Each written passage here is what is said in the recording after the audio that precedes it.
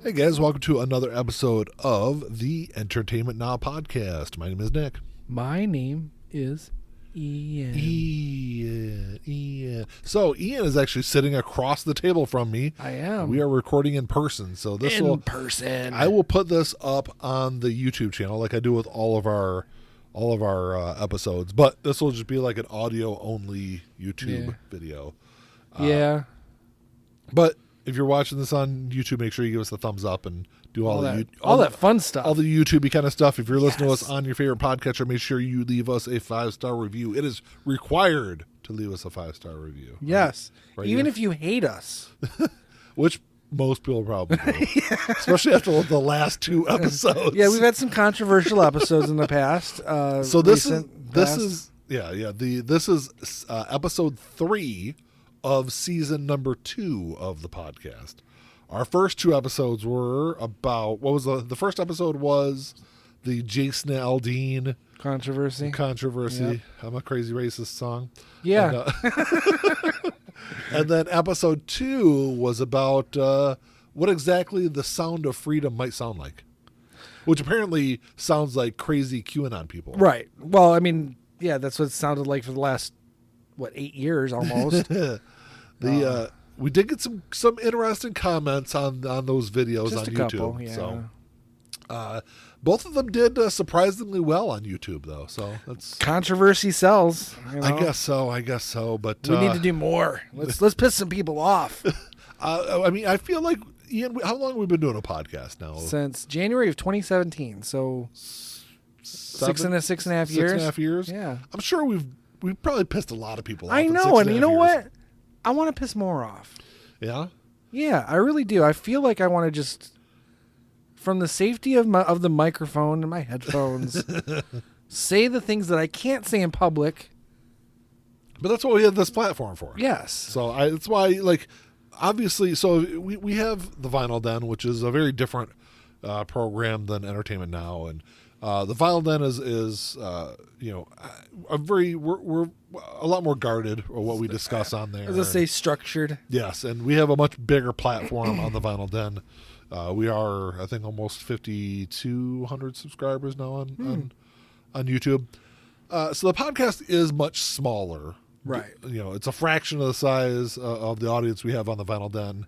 I will say that, like, when we started off podcasting on Life in General, we had actually a really good response for like the first year and a half of the show, and then we like changed things up a little bit. We changed like platforms that we used. We lost a lot of viewers and listeners. I mean, and but we still have it's a small audience on the podcast here, but we mainly do this out of fun, right? And, it's the podcast is basically an extension of something that we started 20 plus years ago, when we have a bunch of people over, because Ian used to live with me and my wife, and we would have people over till like the wee hours of the morning. We discuss like every kind of crazy thing you could ever think of. Yeah. And so the podcast is like an extension of that, or that was like the birth of what the podcast And even was. before that, I mean, even when we were in high school, we'd stand outside my house smoking cigarettes and just have these long-ass, weird-ass conversations. About flat earth and religion and all sorts of crazy stuff. So I don't even politics, know. I don't even everything. remember where the fuck I was going with any of that. But I appreciate the people that listen to the show. Yeah. And actually, I appreciate the people who give us bad reviews and say things, because it opens up dialogue. I don't think we've had a bad review. No, but I meant like... We've had like comments that people were not happy about us not liking Sound of Freedom. I keep wanting to say Sound of Thunder. The Delicate Sound of Thunder. Yes. Which is Pink Floyd. Yeah. But Days of Thunder? that was a recent movie. Yeah, Tom Cruise movie. Which actually, that was actually a pretty good movie. But so we entertainment. Love and Thunder? Fuck off. So on the Entertainment Now podcast, we tend to talk about a lot of different things, but it always seems kind of rooted in entertainment. Right. Okay. I will say that, so 2 episodes ago, we talked about the Jason Aldean song, and why we felt that there was a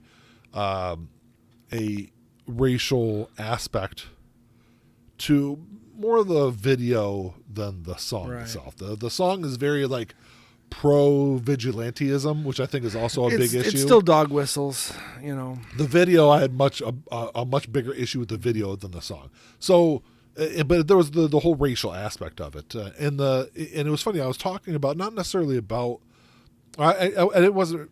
So let me kind of backtrack a little bit what I just said.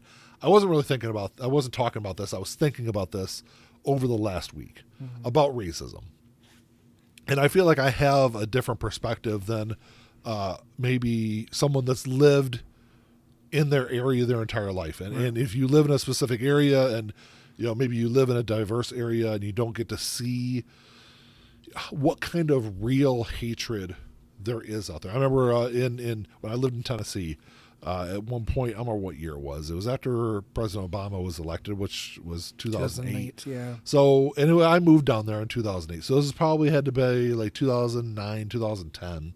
There was a guy from Memphis who was on his way.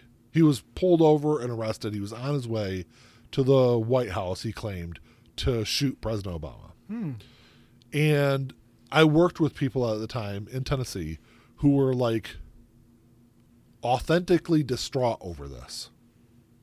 Over him being arrested, or the fact that he was going to try and kill the president? That he was arrested. Yeah. They were very much in favor of him going to Washington to shoot the president. And that was and that wasn't really like an eye-opening thing for me because I'd seen a lot of that already. When I first started working down there, there was the people that I worked with were like very racist. I must like fit a profile because they thought I believed the same similar bullshit ideology that they did, and they would say like disgusting. Well, I told you not to take the hood in with you when you went to work. I worked with a guy he was from Alabama. He was very proud of the fact that there were still whites only signs in parts of rural southern Alabama, things like that. But they would say the most disgusting, vile things to me. And I remember I was talking to one of our coworkers one day about it all, and he was. I would say he was indifferent to the racism. He wasn't like anti-racist, but he was very much, he didn't really give a shit. It didn't really impact him. So, and I was talking to him about it one day. And I'm like, hey man, this is bullshit. Maybe I should go talk to HR about it. And he's like, he's like, look, just to be honest with you, our HR person is married to a guy named Bubba. So what side do you think she's gonna fall on? And that's when I was like, all right, maybe I shouldn't. Yeah. Choose your battles when, in that situation. All you can do is, well, I don't know what you can do in that. I've never been in that situation. I've never been surrounded by such racism. Yeah, I mean, I worked with people who would probably wear the South will Rise Again shirts to work. Right. So, and I've had that conversation with a gentleman, and I asked him, or I didn't ask him, but I brought up, I said, the South is so racist. He goes, you know what? No, it's not. He goes, it's not more racist than up here. I said, yeah, it is. It has to be. He goes, no, it's the same. The difference is it's better down there because we know who they are. Yeah, you know who the racists are down there. Up here, you don't. Yeah, and that's kind of what I was thinking about over the last week. I remember, and I was thinking to myself, that it's over a majority of white people. And I always like kind of halfingly joke about it and say that I hate white people. But part of me is serious also because a majority of white people are racist. Right. I'm not saying it's an overwhelming majority of white people. It's probably not more than 60-65%, but definitely over 50% of white people are racist. Well, there's that unconscious bias element. Well, hold on one second, and I will say that also includes people that might not necessarily consider them racist, but they're indifferent to racism. Right. Racism is not a deal breaker to them. Right. And that I lump you into the same category with the racists because if you're not against racism, you're for it. Yeah. You know? I don't like to think in absolutes, but you're okay with it. Right, because it's something that throughout history, when it's not talked about, when it's not challenged, is when it blossoms. Yeah. So it is, like I said, I don't like doing that us versus them, but in this case it does apply because if no one's saying anything, if no one's doing anything, if you're not standing up for the things that you believe in, Yeah. Then what are you doing? And I do want to say that racism is not a white person only problem. No. There's racism, in every race. Well, every cultural group, because Yes. I don't like using the word race Okay, anyway. fine. But In every cultural group, there is racism. Right. It's not to the level, at least that I've seen, in any other race other than white people. Like I said, over 50% of white people are either racist or what was that number? Over 50% are either racist or okay with racism. Right. And I think kind of what got me kind of thinking about this was I was talking to one of the nurses that we work with, and she is Lebanese. Grew up in a very diverse area here in Michigan. Very, very diverse. Mm-hmm. And she said growing up, like she was born in the 90s, so she grew up, having people tell her to go back to her own country and things like that. When she's from the fucking U.S. She was born here. She was born in Michigan. Yeah. So she dealt with some racism, but never anything like, really like huge. Right. No, like big issues. But she said just within the last couple of years, her and a couple of her friends, who are all of Middle Eastern descent, were in a rural-ish part of Ohio. And I don't remember all the details of it, but she said like she'd never dealt with anything like this before in her life. They were driving down the road. Yes, the guy was speeding. Mm-hmm. I don't know how fast he was going, but they get pulled over and stopped. And the cop comes up to the window and asks them where they were from. Mm-hmm. Not from... He wasn't asking them where you're going or where are you coming from. Yes. Where are you from? Where are you from? And they were like, Michigan? And he made at least one of them get out of the vehicle, all over just speeding. Right. And that was like the first time when she was like, that's having a racial interaction with somebody like that. I mean, I've been in a situation where I wasn't the target. One of our friends, a mutual friend of ours, I was with him one night, and we were stopped. We were just walking down the street, and we were stopped, surrounded by police for over 40 minutes because he matched the description of somebody. I'm using air quotes because you can't see me talking. Right. He matched the description, is what the police said. Right. Of somebody, which is code for he's blacking outside. Yes. We matched the description, so we were held. It was at least 40 minutes we were held, and then finally a cop comes by in another police car and is like, "No, they don't. He doesn't match the description. Let him go." Then they just released us. But there was, I think, if memory serves me correct, there was 3 police cars that were sitting there with us, just the 2 of us. Yeah, I remember you telling me about that. That's, it's interactions like that. And that's the funny thing, because not to defend the people who are oblivious to it, but if you've never seen it, I guess it is hard to acknowledge it that way. The fact is, though, is that now with cell phones and everything else, we are seeing it. We're seeing it every fucking day. Yeah. And they're still not doing anything, or not, at least there's no indignation involved. It's just it's another, and then you get the ones who are like, well, they just need to comply. Yeah. And then you see all those fucking videos where the white people don't fucking comply. Well, the same fucking people. The thing that's always kind of got me about that is there's been instances where people were shot by police where they were complying. Right. Well, no, I know. That's my point, though. It's like, well, they just weren't complying. No, they were doing everything they were told, and they were still beaten or handcuffed for no reason, thrown in a police car, arrested for no fucking reason. If not worse. I saw one the other day. The police busted in this apartment that they supposedly had a warrant on. The woman was in the shower. They drug her out of the shower. She's naked. They I don't know if they gave her a towel or not, but she's naked. They're searching her house.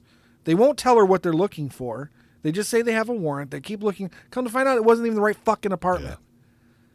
Well, isn't that Breonna Taylor? Isn't that how she was? Yeah. How she ended up being murdered? Well, they busted in and Well, because they had the wrong apartment. and they busted in and it was her boyfriend or husband. Yeah, I think it who was boyfriend. defending his house just like every fucking gun nut out there says they're supposed to do. Yeah. And they shot at everybody and, randomly. The police returned fire and shot Right. Brianna Taylor. Yeah. Yeah. And that was While she was laying in bed, for the record. I think she had just gotten out of I thought she had just gotten No, out. she was in bed when everything started. She was getting out of bed and got shot. Okay. Gotcha. Yeah, it's a very unfortunate situation. But yeah, kind of like, I don't know. It's just the whole racism thing has been kind of bothering me lately ever since we talked about that. It's not going anywhere. I saw a video today of a woman who went through a Target with blackface on. Yeah, that's. I don't know if you saw that. I did one. not see that, Yeah, but don't. It's that doesn't surprise me. Unfortunately, there's something else like. So there was it wasn't a mass shooting, but there was a shooting here in Michigan yesterday. It was I guess it was a domestic situation is what they said. But there for a while, like all the like schools and schools and like city buildings were all on lockdown there for a little while. right. And I was like scrolling through the news feed. I was actually scrolling through Threads this morning, which I don't know. Have you used Threads? Not at all. It's very like Twitter-esque, but it's like a Twitter / X. Instagram. It'll always be fucking Twitter. He can rebrand it whatever he wants to be the creator, because that's what he did with Tesla also. But he can rebrand it whatever he wants. It'll always be Twitter. But anyway, it's a Twitter Instagram mixture. But anyway, I was scrolling through the feed, and there was a conversation going about shootings. Mm-hmm.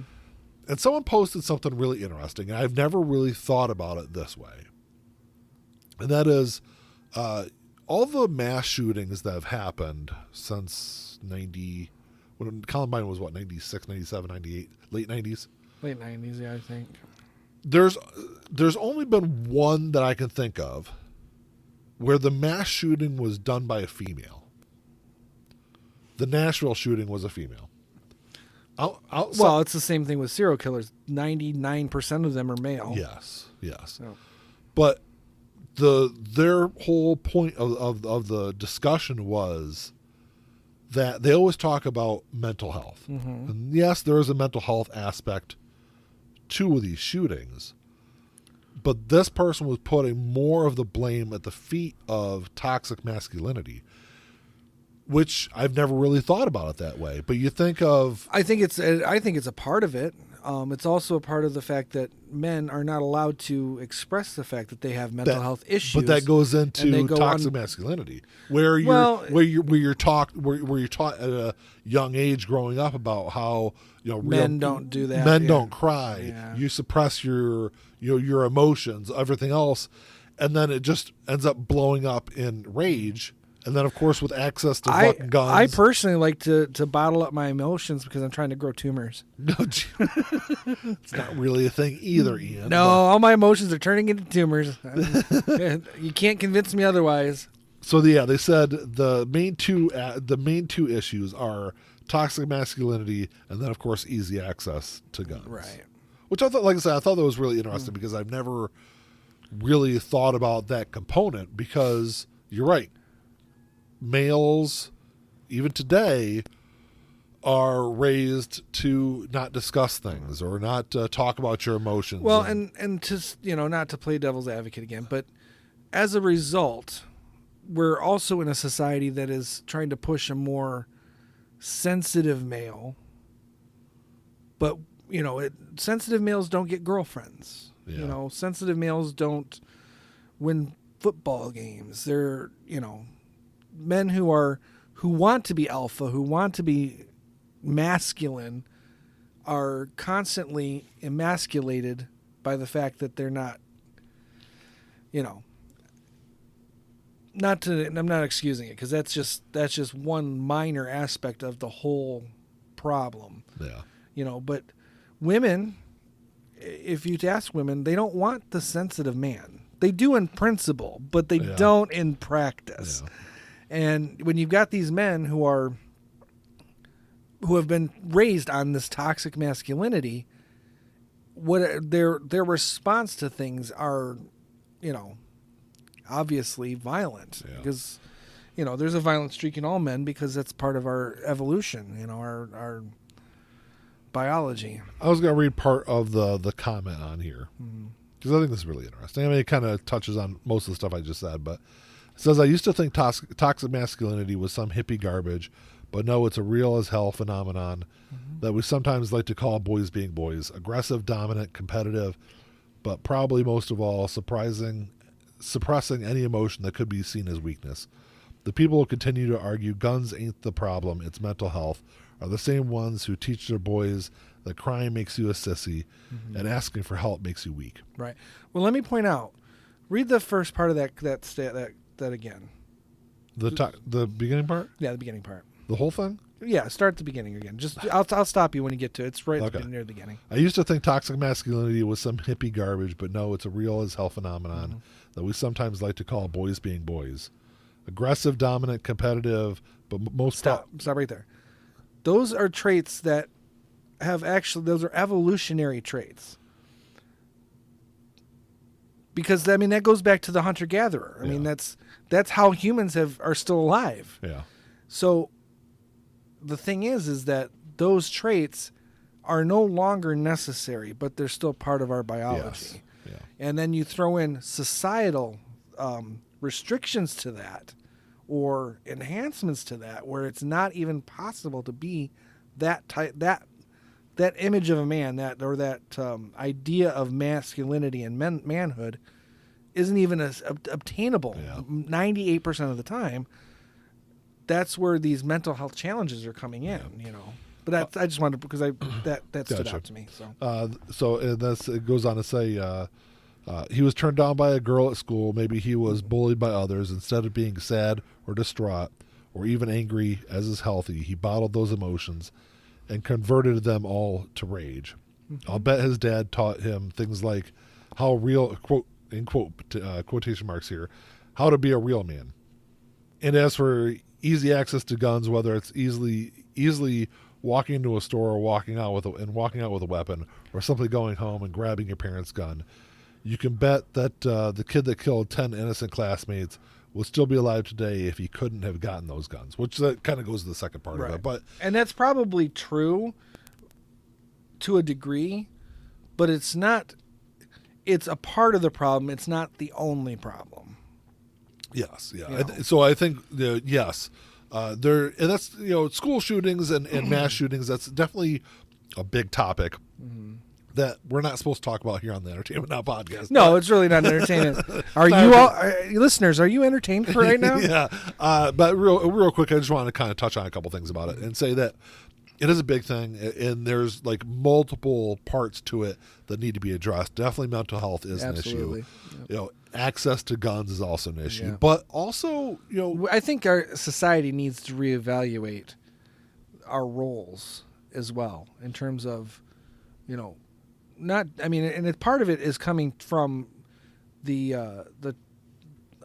trans rights issues, because the people who are against trans rights are very binary. They're very men, women. That's it. There's no other thing. You're a man or you're a woman. And I think that there's a potential that we, as a society, all can learn from this breaking down of gender roles and gender specific expectations. Yeah. Just my thought, because I think that's part of that's where it should really start. Saying that a little boy can't play with dolls, or saying a little boy shouldn't cry because he's a boy and he's got to be a man. Those things really need to just disappear. And I think our generation started wiping that out a little bit. I think the next couple generations, that should be gone, hopefully, theoretically. Yes, but I still see it in younger generations now, the lack of coping skills. Yeah, but that's not just men, though. That's women. It's girls. It's very true. Very too. true. But the way that men still internalize things, I think, still cause an issue. Right. And I think that's a big piece that people don't talk about. That needs to be addressed is coping skills, toxic masculinity, shit like that. Right. But anyway, we can move on to a happier topic, I guess. Yeah. I'll say that. Let's look to the stars for our topics. Before we move on to the topic, I did have one more thing I want to talk about. And that is, I'm someone that I've had movies for a long time, and I've always loved movies since I was a kid. And that's kind of the whole basis of really the podcast here. But over the course of the last, I'd say, probably almost 10 years now, definitely over the last like 6 to 8 years, I've been moving away from physical movies. Yes.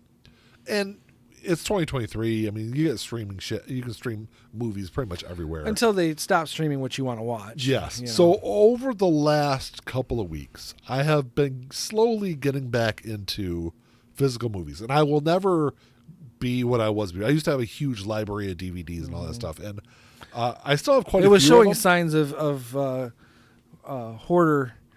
collectible hoarder behavior early on before the records the record addiction started. But I had several hundred DVDs. I probably had over 400 DVDs, Right. but and that's not a lot to some people, but it is a lot to me. And I sold off a lot of those. Right. Pretty much the only DVDs I have now are ones that no one wanted to buy from me, Right. Like Meet the Feebles and things like that. I can't imagine why no one would want to buy that movie, Nick. Although they released an anniversary edition on Blu-ray, I know, fully remastered. and I want to get it, and I probably will get it. But I over the last couple of weeks, I have been buying Blu-rays, and I never had a lot of Blu-rays. By the time Blu-rays were getting, I'd say, affordable, I was kind of already moving away from and moving to like streaming and things like that. And I digitized all my movies, and I'm able to stream all my movies from an external hard drive that I have. It's not quite the same, but and it's not the same quality that you get from a Blu-ray either. Right. And really, kind of what spurred this on was Mandy was watching. My wife was watching That Thing You Do, but she was watching it on like regular TV with like commercials. Yeah. I was like, man, that looks like shit. Yeah. I was like, man, I'm pretty sure I still have that on DVD. And I went downstairs and I've got like 6 boxes of DVDs in my storage closet. And I went through it and I didn't have it. Mm-hmm. So I must have sold that one. And I was like, well, maybe I'll run to, because there's a Barnes and Noble. Barnes and Noble. It's not very far from me. It's just in Ann Arbor. And I was like, maybe I'll run to Barnes and Noble and see if they have it. And they did. They had it on sale for like $8. Right. They had a whole bunch of Blu-rays on sale for like $8 to $10 or $8 to $12. So I got that, and I bought. They had Purple Rain for $5. I was like, "Fuck yeah, I'll take Purple Rain." Bought a couple other ones. I bought Good Will Hunting, which I have on DVD, but it was the 15th anniversary Blu-ray that I bought that, and because it's one of my favorite movies of all time. Mine too. I love that movie. And actually, I was watching it last night, and the 15th anniversary edition of it has.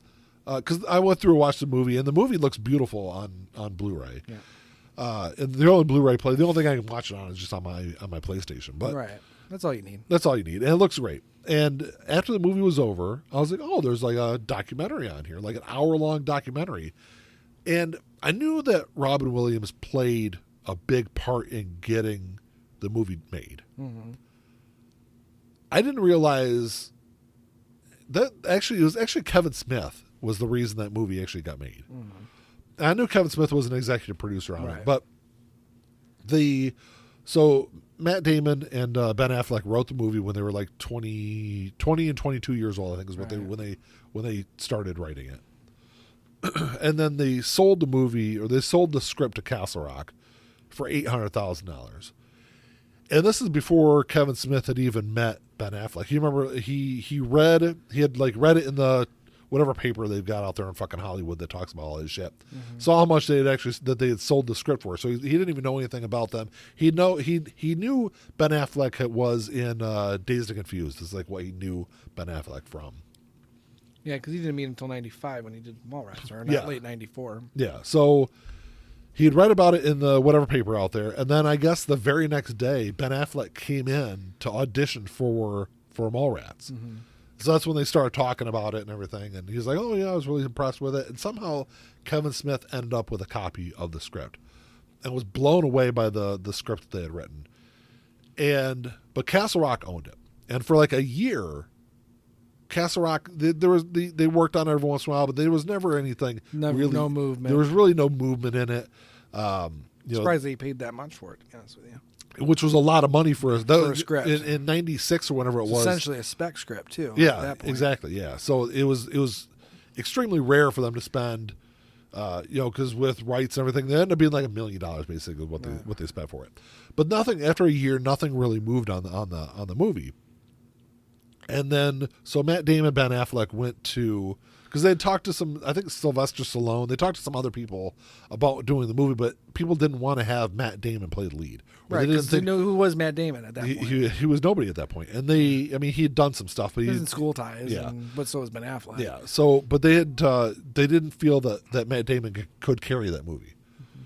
So after a year, they went to Castle Rock and they were like, they're discussing, what the next move was.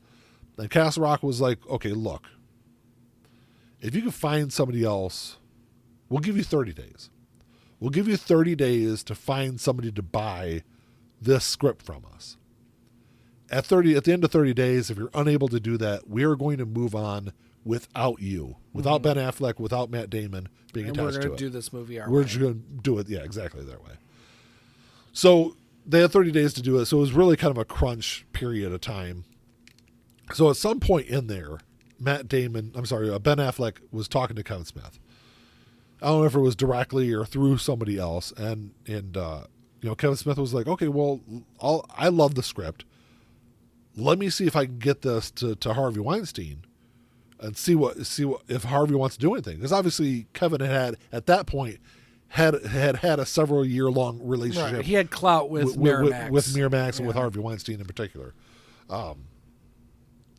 So he got the script to Harvey. Harvey fucking loved it. Spent $1 million to buy this script from Castle Rock, and obviously everything got progressed, and they made the movie, and it ended up being a huge fucking success, and that's really why Ben Affleck and Kevin Smith have such a great relationship even now. Right.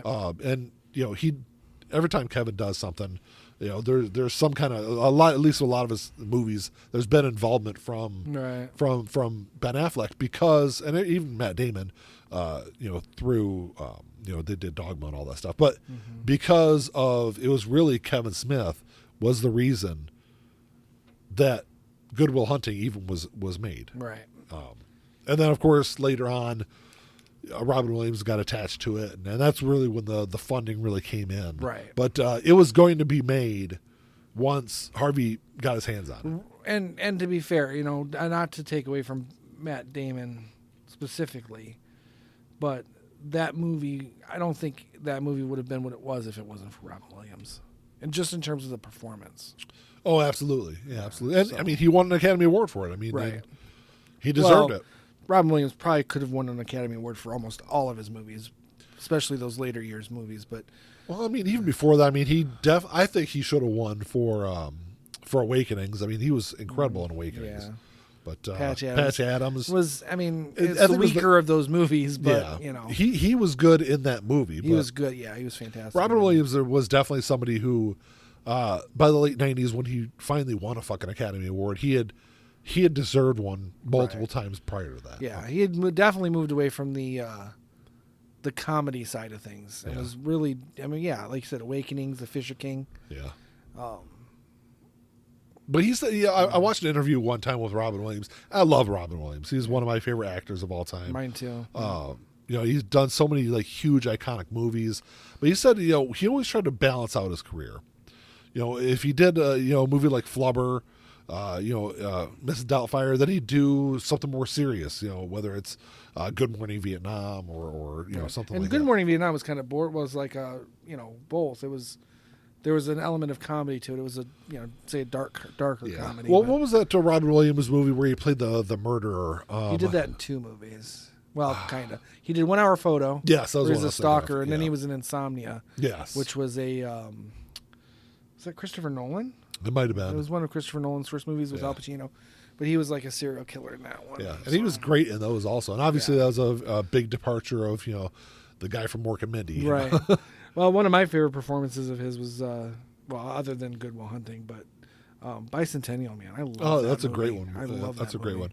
one. It did not. I may be the only person in the world who does love it as a film, but it's another situation where I think 50% of my love of that movie is just the fact that it's Robin Williams playing it, because, he's playing a robot, but he's playing a robot that that the audience is supposed to sympathize with, and other actors might not have been able to pull that off.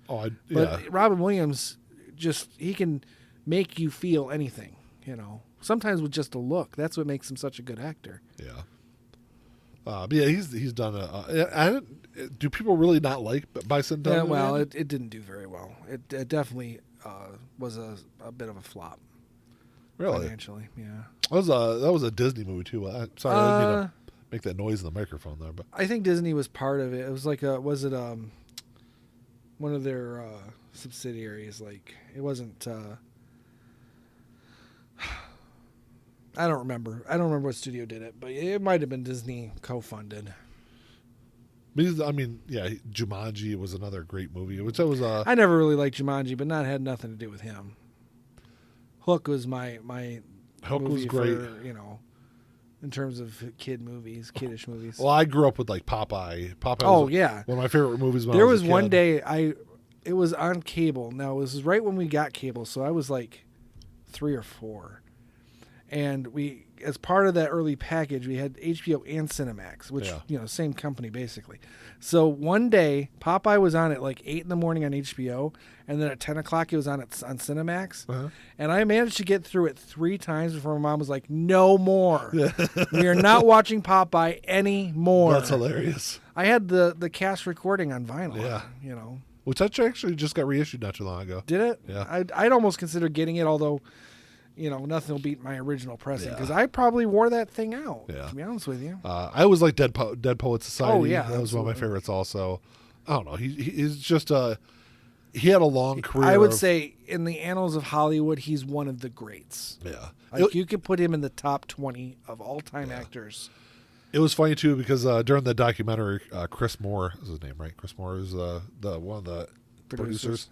Was talking that Robin Williams would just... the only thing that they went over budget on during the movie was film, because because he said Robin would do like a 10-minute fucking just go off the rails for like 10 minutes. Yeah. He said at one point he was outside. I don't remember what scene it was. He in the documentary he talked about what scene it was, but he said Chris had walked outside to go to like the food truck or whatever, was outside getting food. He said like all of a sudden, like I guess the stage that they were on had like 5 or 6 doors.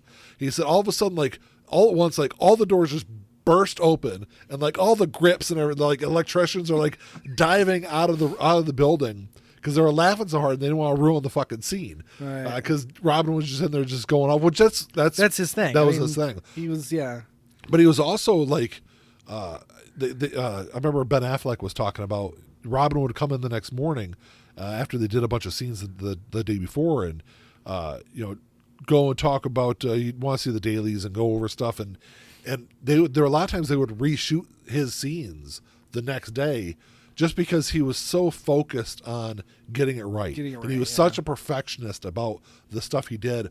And it's funny because if you go back and like look at Robin Williams, like this big personality, you would never think that he was so like hyper focused, which I guess it makes sense because of his personality, but he was so hyper focused on getting everything, every little minute detail. And right. it's funny that that performance is so subtle too. Yes.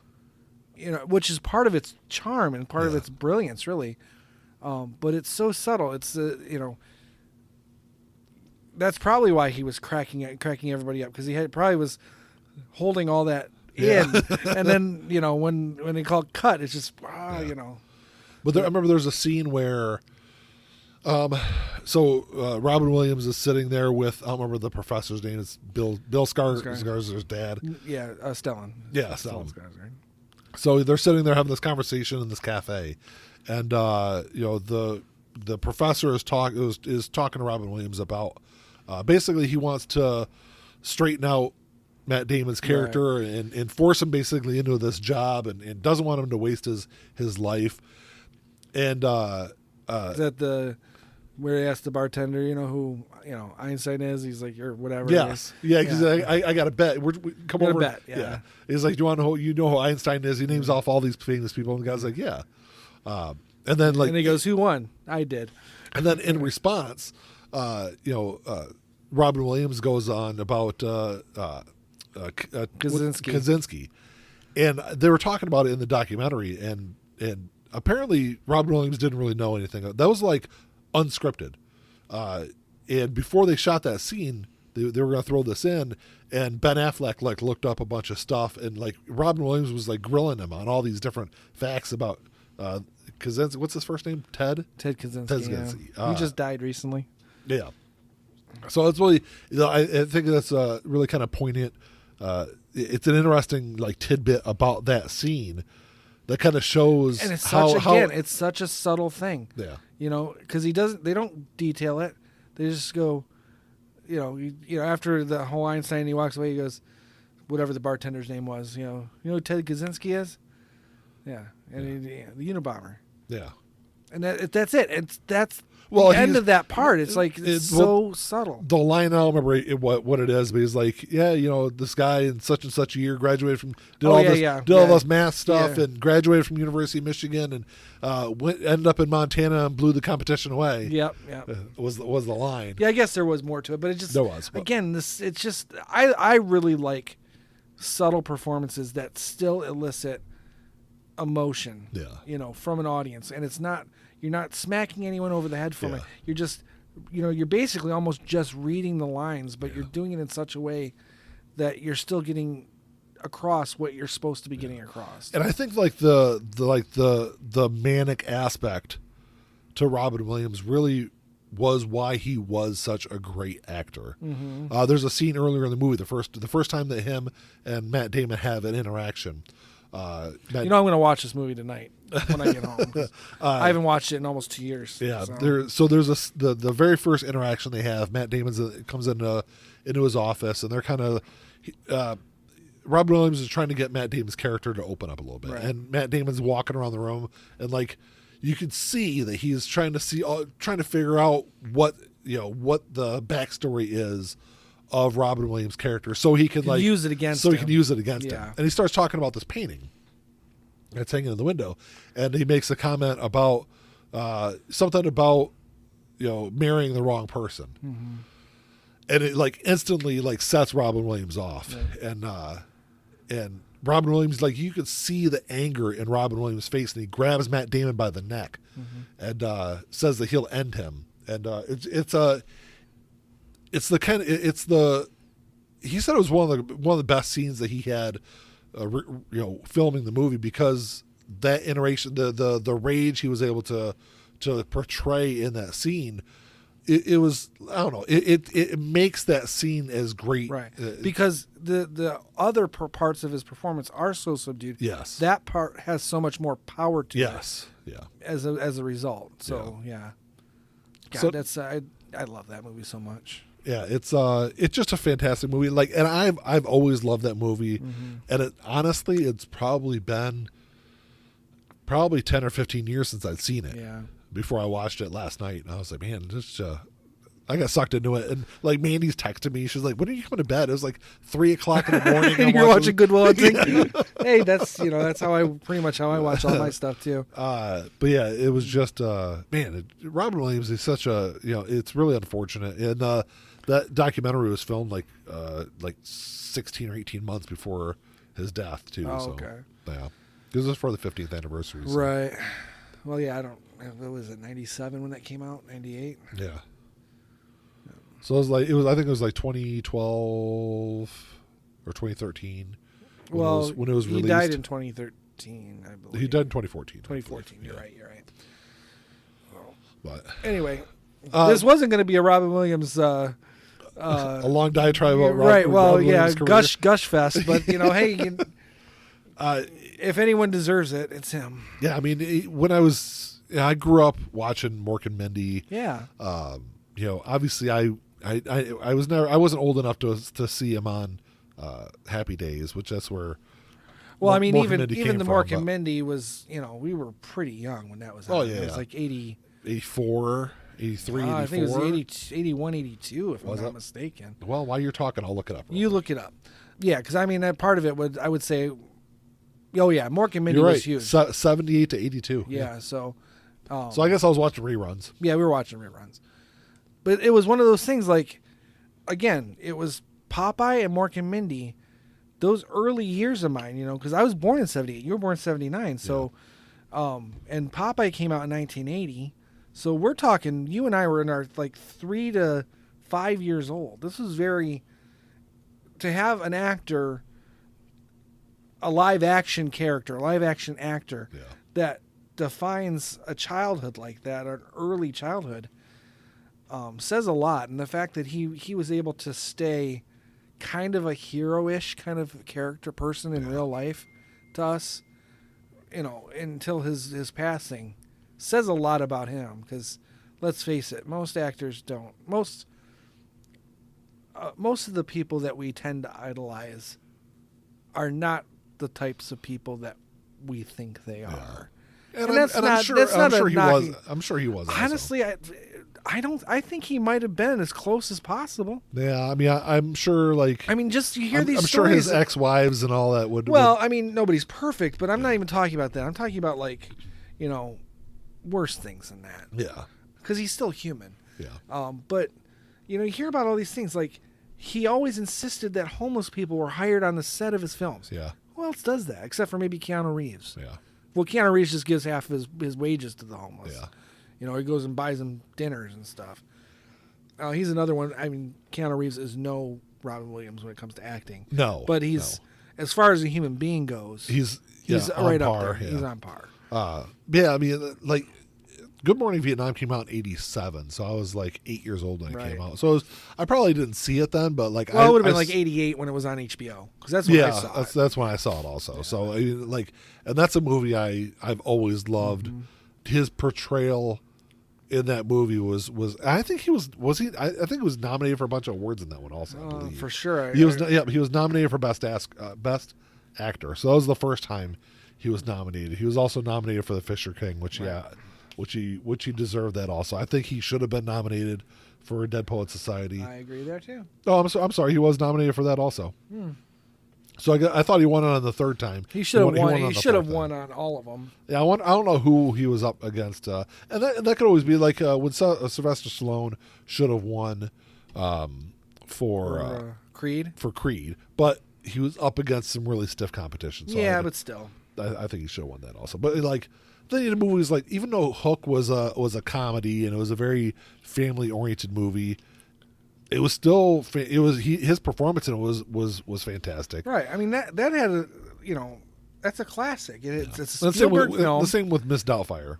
Well, I mean, I never really much liked Mrs. Doubtfire, other than the fact that it was Robin Williams. It's a movie you can watch even if you don't really like it, because the story doesn't really work for me. It's not any of the performances. Sally Field's great in that. Even Pierce Brosnan's good in that. It's just the storyline. It's first of all, she probably should have been able to tell that it was him. Yes. It's the Clark Kent scenario. Yes. And the fact that he had to go to those lengths just to see his kids. It's they make him out to be a danger to the children before that. That's the lengths he has to go to because he doesn't have a job. He must be terrible at being a dad. And it just, some of those things, it's more the story than the plot, and the plots that bother me. And the performances are, I feel like The Birdcage is the same way. I'm not a big fan of the movie, but Robin Williams makes that movie what it is. And I think it's not just Robin Williams. It's him and Nathan Lane playing off each other is really what makes that movie work. But again, it's like the In and Out scenario. Do you remember that Kevin Kline movie where he's he plays this teacher and one of his former students is getting an Academy Award for playing a gay character, and he thanks him for being an inspiration, and he's like, but I'm not gay, I'm engaged, and throughout the whole movie everyone's like, is he gay?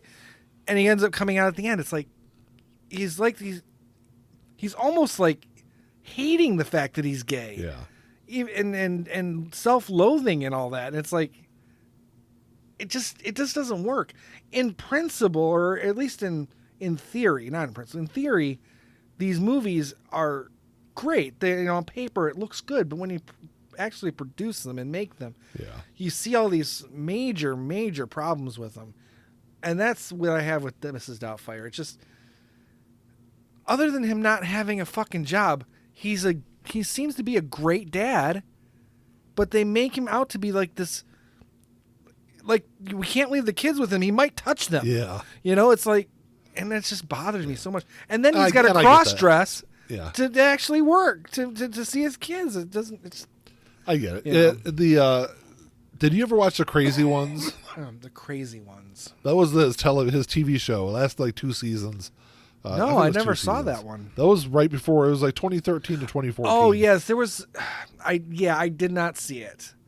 It was with him and Kristen Bell? No, it was Sarah Michelle Gellar. It's a great... I thought it was great. I loved it. Mandy and I used to watch it every week. And then all the good shows get canceled. They canceled the George Carlin show, and that was hilarious. Then it got canceled, and then he committed suicide. So. Well, he committed suicide because he was sick. Yeah, I know that. And of course that didn't come out till later. But right. I remember where I was going with all that. Now that we're physical media. now that we're literally at the end of the episode, there was when Matt Damon and Ben Affleck went up and accepted their award, they went through and I think Ben Affleck even said it in the documentary, like, when you win an Academy Award, like, your mind goes blank. Right. So he said that they went up there and like in a panic and were just like trying to name all these different people. And Kevin Smith said that they were either filming or in post production for Mallrats when the Academy Awards were going on. No, they were Chasing Amy. No, Chasing Amy. That's what it was.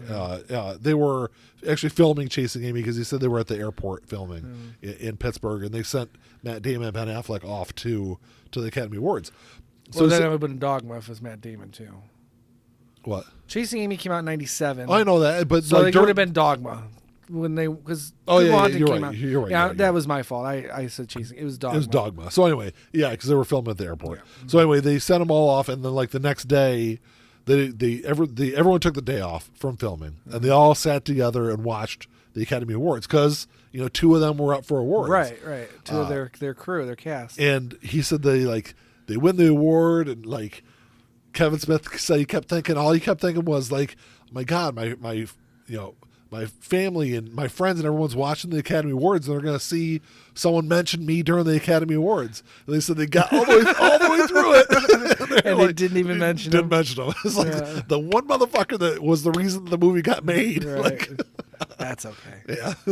And he said he used it like when they were whenever Ben Affleck would bitch and complain about something, he'd be like, "Hey, you remember the one time where I didn't get mentioned during your fucking speech?" I think he brought that up in one of the documentaries for Dogma, maybe. Yeah, that's funny. But I don't know. So we had a topic for today. We will get to the topic next week. So any questions or comments, you can email us at entnowpod@gmail.com. Check us out on Facebook. Give us the thumbs up and subscribe to us on YouTube. Leave us a 5-star review because I fucking said so. And then anything else, Ian? No, if you say so. I guess I'm going to have to go take back all my 1-star reviews of our show. Give it 5s. All right, man. Well, until next time. Talk to y'all later. Peace.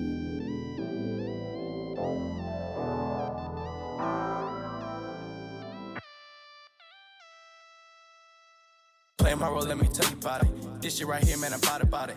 Only real niggas reside around me. Yo, lady, drop a guard around me. Dip like I know you can, bitch. Show me the ropes like we in the ring. Got you some cobras, you wanna hang. Shoulder to shoulder, the niggas basic. You know I won't lie. You know that I ain't for that fuck shit. You niggas alright, but I'm way better and she love it. Know that y'all sick as fuck. Here go this tissue, bro. We taking the dub, hoping you get you some. This hit like a pick me up. She taking my drugs. Know they see the sign. That's some dollar signs. Know they sick as fuck. Know they sick as fuck. Tell them get well soon. Tell them get well soon. Know you sick as fuck. Get well soon. Oh shit. Watch out, you the car, Billy. Oh shit.